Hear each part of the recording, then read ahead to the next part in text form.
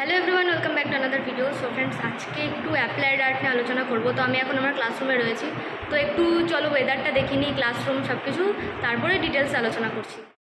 তো আমি তোমাদেরকে ভিডিওটার ভয়েস এইভাবেই দিচ্ছি, তার কারণ তোমাদের যাতে শুনতে বোরিং না লাগে সেই কারণে।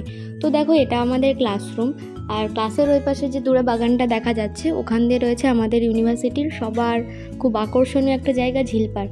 মানে কলকাতা শহরের এত জমজমাটের মধ্যেও ওখানে গেলে একটা অন্যরকম ফিল আছে। তো যখন এন্ট্রান্স দিতে আসবে অবশ্যই একবার ঘুরে যাবে। সে যাই হোক, বাদ দাও।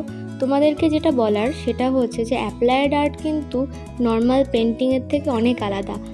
Sculpture, painting, graphics, print making, এইসব জায়গায় তুমি যদি তোমার নিজের ইচ্ছা মতো কোনো কাজকে ফুটিয়ে তুলতে পারো বা তোমার আর্টিস্টিক কনসেপ্ট থেকে কিছু করতে পারো, তাহলে কিন্তু সেটা একটা অন্য লেভেলে চলে যায়। কিন্তু অ্যাপ্লাইড আর্ট কিন্তু টোটালটাই আলাদা।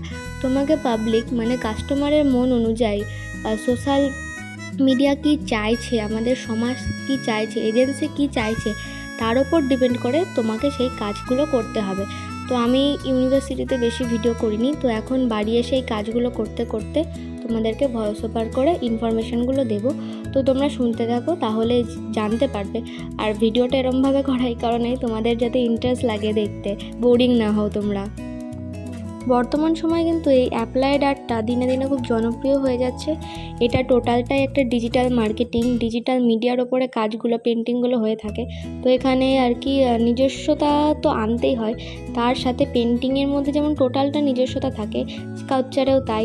বাট তোমাদের এই অ্যাপ্লাইড আর্টের মধ্যে একটু যেটা বললাম, মার্কেটিং সিস্টেমটাকে, যে আমাদের সমাজ কি চাইছে, পাবলিক কি চাইছে, কেন এই জিনিসটা কিনবে, তার যে আইডিয়া, কনসেপ্ট, সেই হিসেবে কাজ করতে হয় এই অ্যাপ্লাইড আর্টে।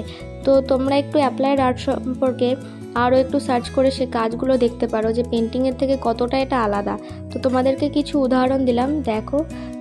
তো অ্যাপ্লাইড আর্ট সম্পর্কে আর কিছু ডিটেলসে আপাতত বলা নেই, যদি তোমাদের বড় ভিডিও লাগে তো অবশ্যই বলো।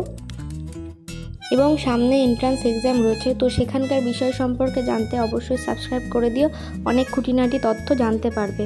Thank you.